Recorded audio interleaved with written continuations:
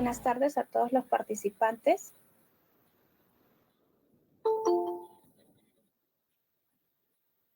Les saluda Helen Urbina Riveros de parte de la Asociación Científica para la Conservación de la Biodiversidad. Le damos un cordial bienvenida a la charla especializada Ciclo Megabiodiversidad.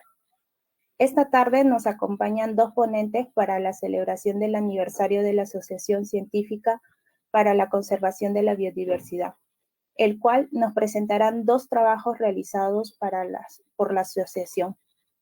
De manera introductoria, primero voy a comentarles un poco sobre nuestra organización. La Asociación Científica para la Conservación de la Biodiversidad fue creada el 14 de junio del 2010 con el fin de estudiar y conservar nuestra megabiodiversidad. Cuenta con un equipo multidisciplinario dedicado a la investigación, conservación y difusión de la biodiversidad biológica, sus características y el impacto que el hombre tiene en el ecosistema, así como las formas de remediar los daños de forma responsable. Actualmente se están realizando preparación de material biológico didáctico para instituciones educativas, charlas especializadas en temas de biodiversidad y posteriormente se realizará algún tipo de asesoramiento. Antes de empezar con las charlas, daré pase a Ricardo Víctor Vázquez Condori, presidente de la Asociación Científica para la Conservación de la Biodiversidad.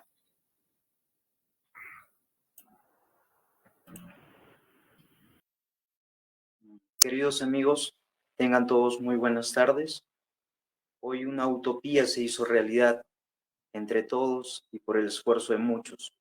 Desde aquellos años, como les mencionaba mi compañera Helen, desde el 2010, ¿no? Donde nos reunimos para formar nuestra Asociación Científica de Conservación para la Biodiversidad, en el cual la formalizamos y formamos un gran grupo humano. Hoy quienes forman y son parte de la asociación tienen mucho entusiasmo y también muchas habilidades, el cual me siento muy orgulloso. Ténganlo por seguro que se les reconocerá en su momento.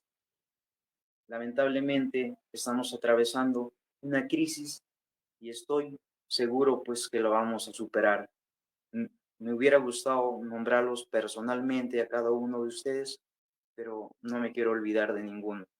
Bueno, solamente manifestarles mi compromiso con cada uno de ustedes y todos estos trabajos lo estamos realizando por el bien de la biodiversidad.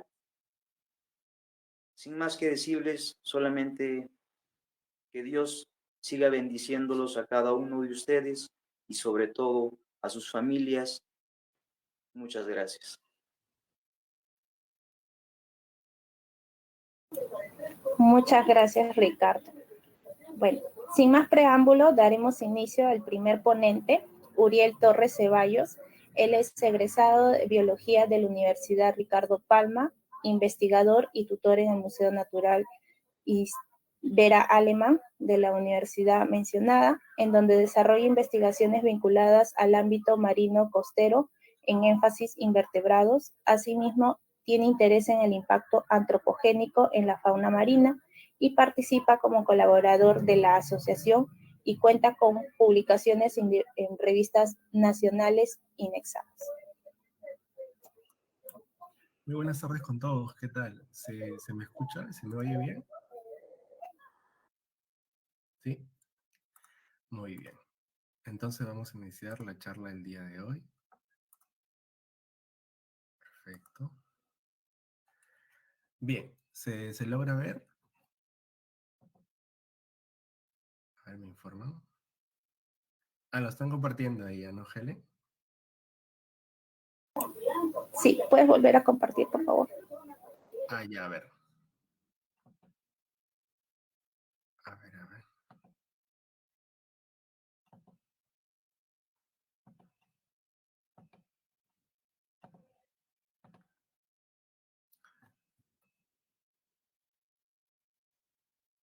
Ahí está. ¿Se logra ver? ¿Sí? Sí, sí se logra ver.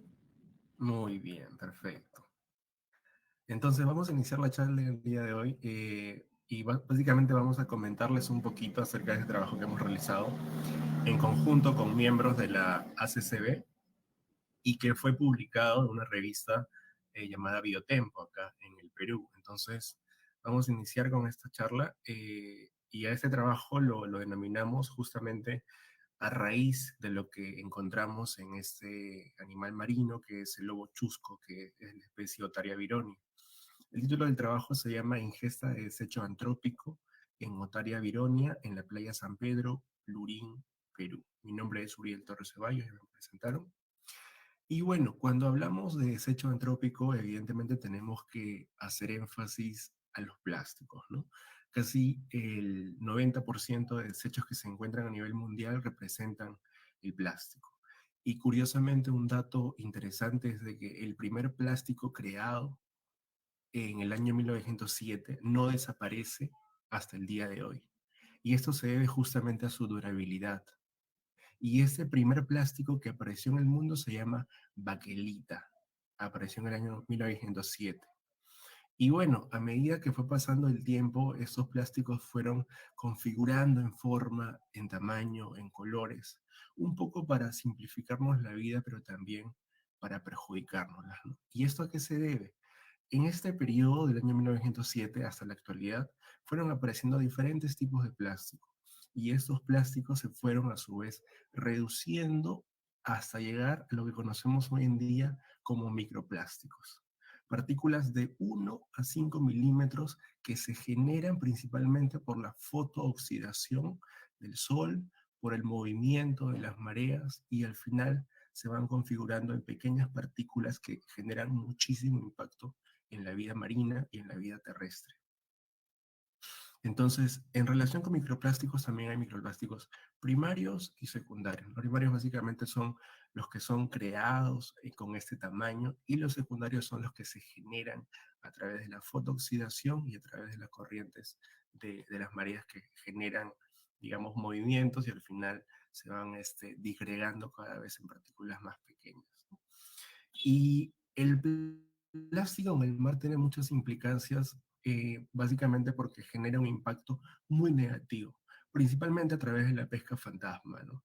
Generalmente en algunas bahías se acostumbra a dejar sus residuos, ¿no? Los pescadores dejan mallas de pescar, dejan hilos de nylon, dejan anzuelos, a veces en algunos casos inclusive dejan sus combustibles fósiles, ¿no? Gasolina, petróleo.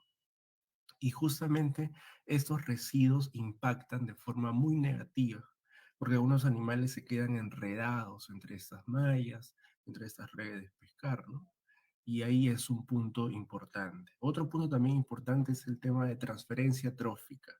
Cuando aparecen estos plásticos muy pequeños que pueden convertirse inclusive hasta nanoplásticos, casi a un tamaño microscópico, esos nanoplásticos se introducen en las cadenas tróficas a través del zooplancton marino. Este zooplancton marino consume el nanoplástico de forma involuntaria, de forma indirecta, y luego pasa a través de cada eslabón hasta el depredador superior, ¿no? Zooplancton, peces pequeños, peces medianos, e inclusive puede acabar en lobos marinos. E inclusive ha habido ahora, hace un año me parece, unos reportes que se ha encontrado en la placenta humana algo denominado como placenta plastics. Una cosa en realidad muy, muy preocupante y que en realidad nos invita a reflexionar, ¿no? Sobre el uso de plástico. Y también en tercer pilar es organismos filtradores, ¿no? Los que son los organismos básicamente que filtran el agua de mar, como por ejemplo algunos moluscos, como por ejemplo algunos poliquetos. Esos animales generalmente lo que hacen es generan una especie de movimiento y atraen todas las partículas que es su alimento, generalmente plancton marino, pero a la vez lo que atrapan es pequeños microplásticos y al final esto lo van acumulando en su tracto digestivo. Puede que algunos los desechen, pero en su mayoría lo que hacen es acumularlo. Y al final viene el humano y consume estos bivalvos y también consumiría el microplástico o nanoplástico que está retenido en su tracto digestivo. Entonces se debe considerar estos tres ejes fundamentales cuando se habla del impacto negativo del plástico en el medio marino. Y bueno, un poco para adentrarnos en la explicación acerca del lobo chusco marino, nosotros hacíamos salidas de campo de vez en cuando y esto era básicamente con un fin de recolectar material, sobre todo de invertebrados marinos, ¿no?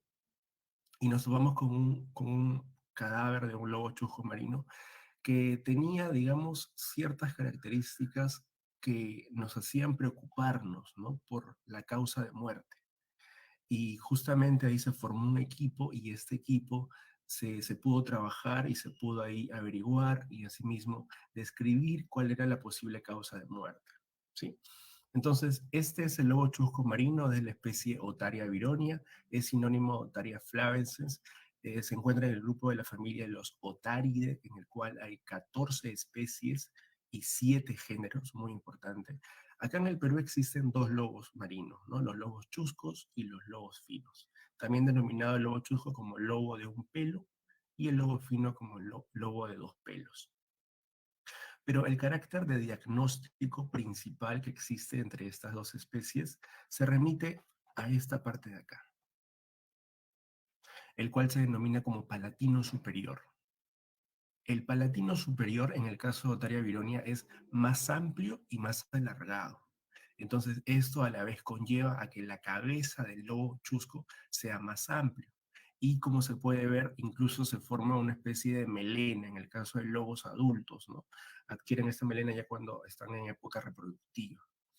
Entonces, digamos de forma muy, muy simple, es en primer lugar el tamaño de la cabeza, la presencia de melena y asimismo la ausencia o reducción de un pabellón auricular, en el caso de Otaria vironia, ¿no? Se puede ver que su oreja es muy, muy pequeña, a diferencia del lobo fino que tiene un pabellón auricular muy, muy definido. ¿Sí? Bien. Bien, la distribución un poco de Otaria vironia es que se encuentra casi en toda Sudamérica, en parte de Perú, Chile, Argentina, Uruguay y al sur de Brasil, donde ha habido muchos registros con relación a interacción, pesca y lobos chuscos, ¿no? En el caso puntual del estudio que se realizó el año pasado, fue en el 2019, se encontró este espécimen en la playa de Lurín, que se ubica en la capital de Perú, Lima, y se ubicó en el distrito de Lurín, que está justamente al sur de Lima.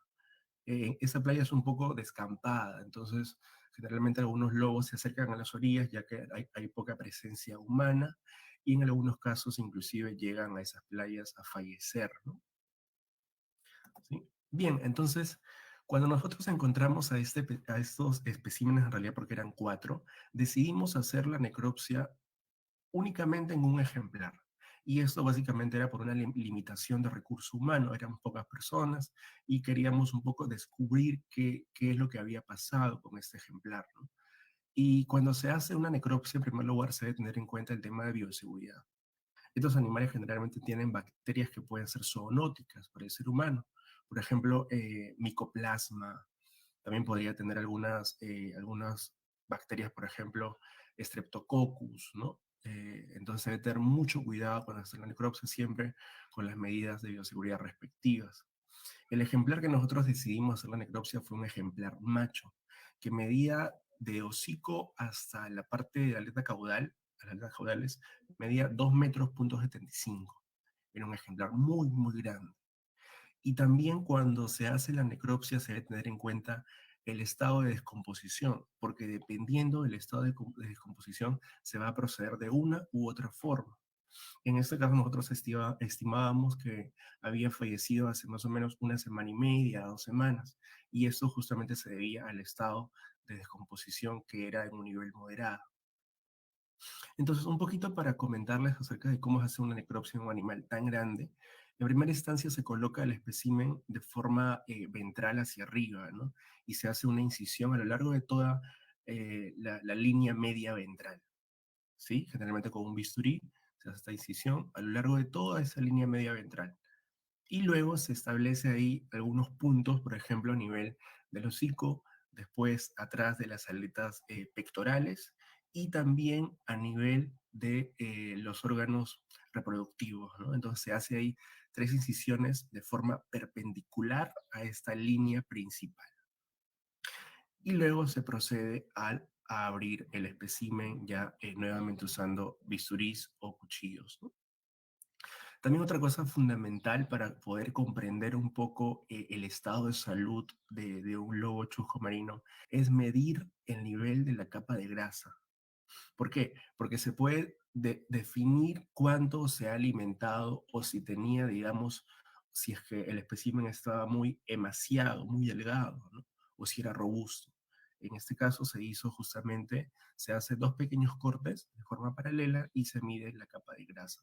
Normalmente va entre 7 a 8 centímetros, parámetros normales, pero cuando ya la capa de grasa es muy pequeña se debe ya hacer, digamos, énfasis en eso para poder un poco explicar la causa de muerte, ¿no? Luego de ello, lo que nosotros hicimos fue aperturar la parte de la caja torácica, primeramente entrando por el peritoneo, se retiró el peritoneo visceral, ¿sí? Y a nivel del esternón existe una caja torácica, y en esa caja torácica, digamos, acoplado van las costillas esternales. Y en estas costillas esternales, que justamente se puede ver acá un poquito, en esto que se ven, las costillas externales, hay un punto medio que justamente es de cartílago. Y este punto medio se denomina sweet spot. Este punto dulce o sweet spot básicamente es un punto de cartílago, no de hueso. Entonces se hace justamente por esa parte de la incisión para finalmente retirar toda la caja torácica o, mejor dicho, el esternón, ¿no? Y poder acceder a un examen más interno. Entonces, en el ejemplar macho hallado, nosotros nos dimos cuenta de que las mucosas estaban secas, de que evidentemente el estómago unicameral estaba sumamente hinchado, y asimismo lo que se debían ver eran algunas anomalías, ¿no? Sobre todo con relación a nódulos linfáticos y la tiroides y paratiroides, ¿no? Entonces, para ello también lo que se hace es debajo de las aletas pectorales existe algo denominado como plexo braquial. Y este plexo braquial básicamente contiene nódulos linfáticos, ¿no? Todos sabemos cuando los nódulos linfáticos están inflamados es porque hay una infección, ¿no? Está muy activo el nódulo linfático y generalmente su forma, su tamaño, e inclusive el color es diferente a un nódulo linfático normal. Entonces, nosotros también evaluamos ese nódulo linfático y, digamos, presentaba las condiciones normales. No había anomalías con relación a ese nódulo linfático y asimismo con el tiroides o paratiroides. Entonces se descartó un poco la causa de muerte acerca de una infección. Y nos centramos exclusivamente entonces en el estómago. ¿Por qué estaba tan abultado? ¿Qué era lo que tenía? ¿Por qué había tanto contenido estomacal? ¿No? Y para pasar a eso, previamente también un poquito comentar de que algunos parásitos que viven en la parte externa del lobo chusco son algunos piojos y ácaros, ¿sí? Entonces también se visualizó una visualización rápida de forma muy concisa en relación a estos piojos que viven en la parte externa, sobre todo en la parte dorsal de los lobos chuscos, ¿no? Entonces, son piojos muy pequeños y de que a pesar de que el espécimen fallece, estos especímenes, estos piojos siguen viviendo ahí. Y también en la parte de la zona traqueal, asimismo en las fosas nasales, habita un ácaro, Ortoalaracne. Acá en Sudamérica existen 2 especies de Ortolaracne reportadas, Ortolaracne atenuata y Ortolaracne diminuta. Y tiene una segregación espacial parasitaria, es decir, una especie habita en las fosas nasales y la otra especie habita en la zona de la tráquea. ¿Ok? Entonces, cuando nosotros vemos esta imagen donde vemos muchos lobos marinos concentrados en pequeñas islas o pequeñas bahías, esto a la vez de alguna forma propicia que exista un contagio de este ácaro. ¿Por qué? Porque cuando el adulto coloca sus huevos, aparece una larva que se denomina larva hexápoda. Y esta larva hexápoda, cuando el animal estornuda, esta larva viaja hacia el otro compañero que tiene al lado suyo. Y así ocurre un contagio. Y en casos extremos, cuando existe un nivel de parasitismo muy elevado, eso puede llegar a generar una especie de necrosis en la parte de la tráquea y asimismo en las fosas nasales. En el caso del espécimen que nosotros hallamos, no vimos alguna observación con relación a un nivel de parasitismo elevado, ya sea de Antarctophilus microquirn u orto al aracne, ya sea atenuata o diminuta, ¿no? Pero se debe tener muy en cuenta que también existen estos parásitos externos que de alguna forma pueden un poco configurar una explicación de necropsia, ¿no?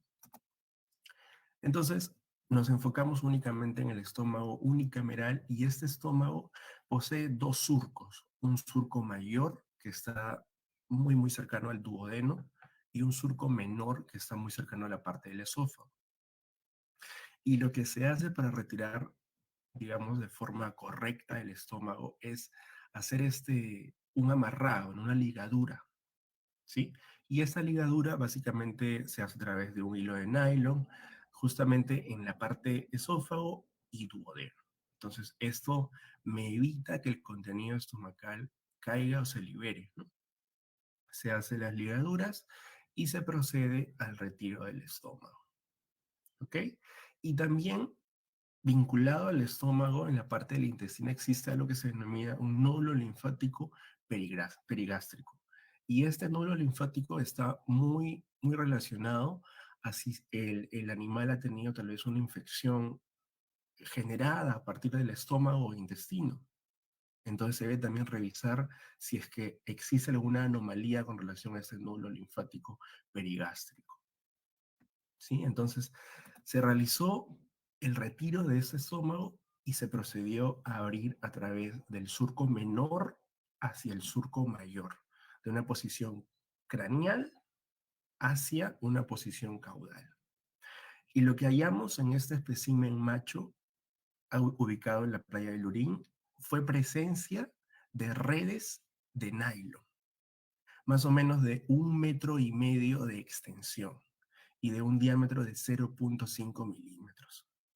Y evidentemente esto ya nos generó un panorama totalmente diferente a lo que creíamos en un inicio, que era una muerte natural. Ya existía un impacto antropogénico que había conducido a la muerte de este animal, ¿no? Y también anexado a estos hilos de nylon, también habían cerca de 12 ejemplares de Mugilcephalus, la lisa. Pero estos ejemplares estaban semidigeridos. Entonces también se debe tomar en consideración este factor. ¿Por qué? Porque cuando se observa que el alimento está semidigerido y está abultado, se puede también hablar de un tipo de envenenamiento, ¿sí? Eso vamos a explicarlo más adelante. Y también se observó lo que eran gastrolitos, ¿no? Los gastrolitos básicamente son piedras que tienen una función ya sea para triturar alimentos o para permitir que el animal pueda descender de forma más fácil cuando bucea. Se ha visto gastrolitos desde ya épocas casi hace millones de años, ¿no? Inclusive en plesiosaurios se ha visto gastrolitos. Entonces era algo normal de ver piedras en el estómago en el caso de un lobo chusco. ¿Sí? Entonces vamos a explicar parte por parte qué fue lo que se observó. En primer lugar, acá tenemos los gastrolitos. Son cantos rodados, piedras, de forma ovalada, como se puede ver, más o menos de un tamaño de 7 centímetros como máximo de diámetro. Vimos cerca de 4 o 5, me parece, gastrolitos. Acá lo pueden ver, 1, 2, 3, 4, uno más pequeño, y 5. Y estos peces de la especie Mugilcephalus lisa, que estaban justamente semidigeridos, ¿no? Entonces, lo que sugiere IMARPE también ha hecho monitoreos en el caso de necropsias para esta especie Otaria vironia. Y lo que sugiere es que en un caso donde se encuentre el contenido estomacal abultado y asimismo alimento semidigerido, esto puede de alguna forma configurar un panorama en el cual el animal ha ingerido veneno, en específico neurotóxicos, del tipo de los carbamatos. ¿Y eso por qué sucede? Cuando los lobos chucos se acercan a veces a embarcaciones, algunos pescadores lo que hacen es, les dan alimento, pero le dan alimento envenenado. Les dan alimento envenenado con carbamatos. Y estos carbamatos generan que el cerebro deje de funcionar porque son neurotóxicos.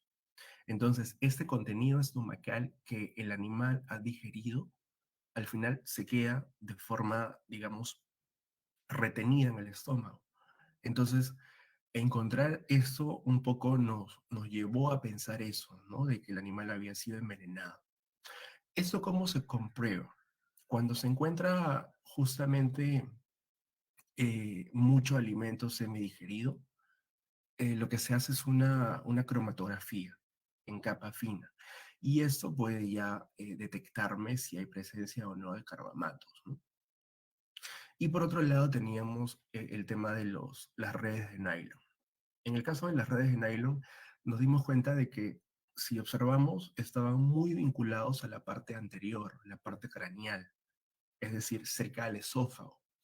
Entonces, cuando estaba muy, digamos, comprimido, esto podía generar lo que era necrosis o ruptura del tejido. Y asimismo, lo que, digamos, generaba era una obstrucción intestinal y puede conllevar a una reducción del estímulo alimentario, ¿no? Entonces, había dos panoramas, uno envenenamiento y otro el caso de esta presencia de redes nylon que, digamos, evitaba que el animal se siga alimentando y asimismo lo que generaba era daño en la parte del tejido gástrico. Entonces, en base a esto, lo que se propuso fue realizar este primer reporte documentado, ya que en el Perú no existían artículos previos con relación a este reporte, pero a nivel de Sudamérica y América del Norte, mejor dicho, a nivel mundial, sí existían algunos reportes.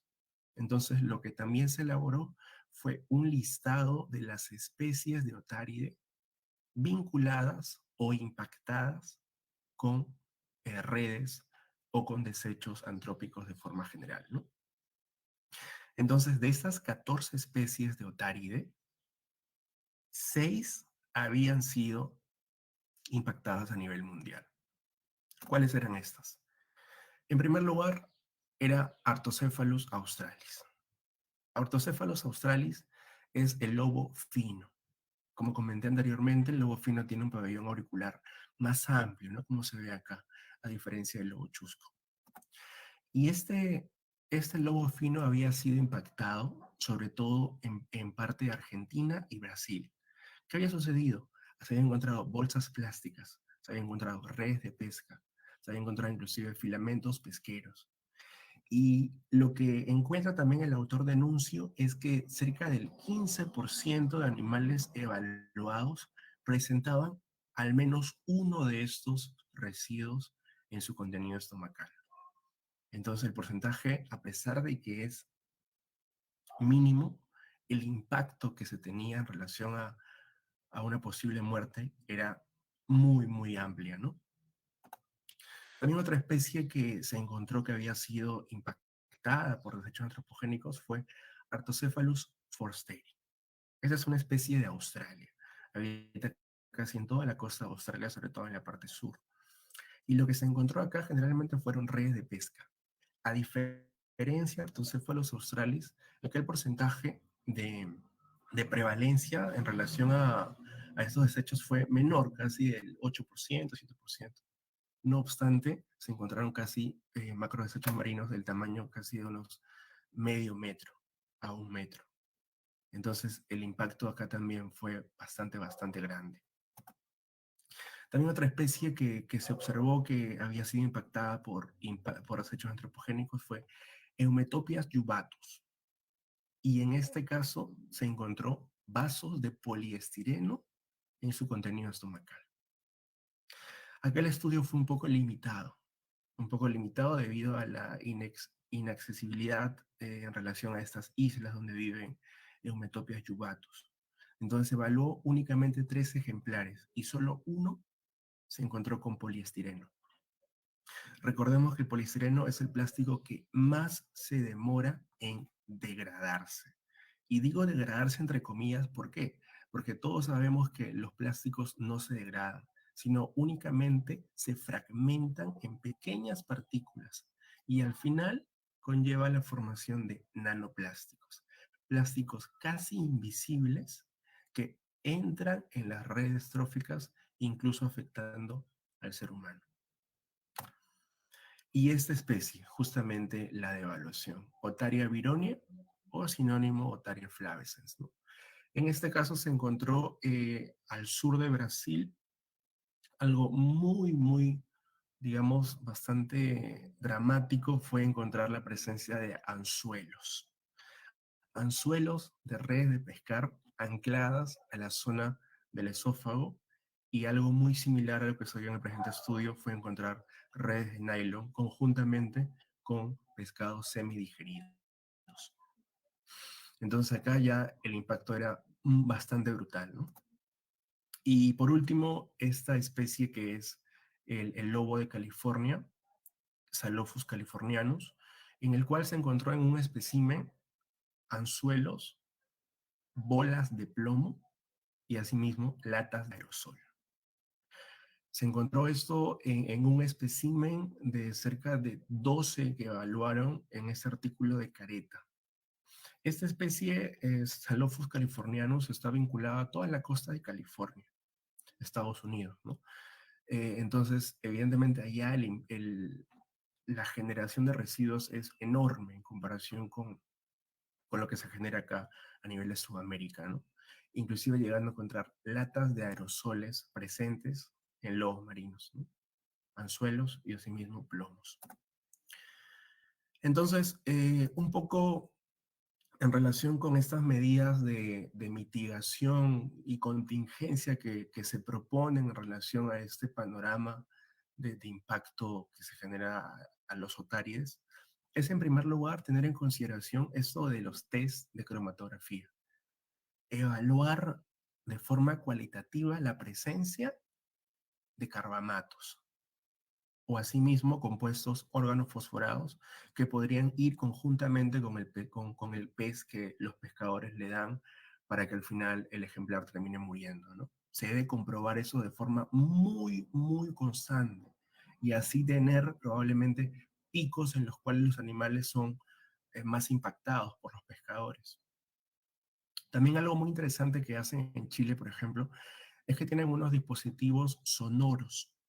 Esos dispositivos sonoros van vinculados a algunas embarcaciones. Y esos dispositivos sonoros básicamente lo que generan son ondas no audibles para el oído humano, pero sí audibles para los otárides. Y esto lo que hacen es un poco alejarlos, repelerlos, ¿no? Entonces se podría también considerar usar dispositivos sonoros. También es fundamental implementar políticas ambientales, ¿no? Considerar esta interacción muy estrecha entre otáride y humano e implementar políticas de conservación a favor de esta especie. Y finalmente, muy importante es sensibilizar y concientizar hacia gremios pescadores y también a la población sobre este impacto que se está generando día a día, no solo en el Perú, sino a nivel mundial. Y bueno, les dejo con este artículo que justamente es digamos, el protagonista en esa presentación, Ingesta de Cechondrópico con Otaria flavescens en la playa de San Pedro Lurín, que fue publicado ya el año pasado, conjuntamente con el equipo de la ACCB. Y muchísimas gracias por su atención.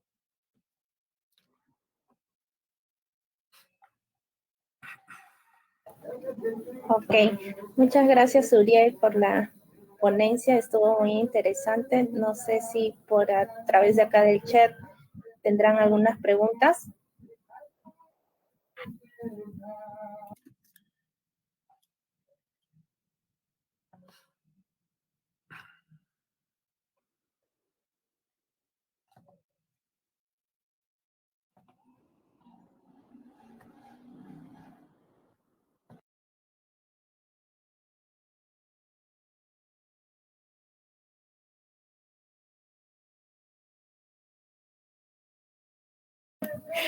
Muy bien, Uriel. Creo que has sido preciso en dar la explicación. Todo quedó muy claro, Muchas excelente. gracias. Muchas gracias por tu ponencia. ¿Me permites compartir un momentito, por favor? Sí, muchísimas gracias. Gracias a ti. Bueno, a ver, entonces, los invito.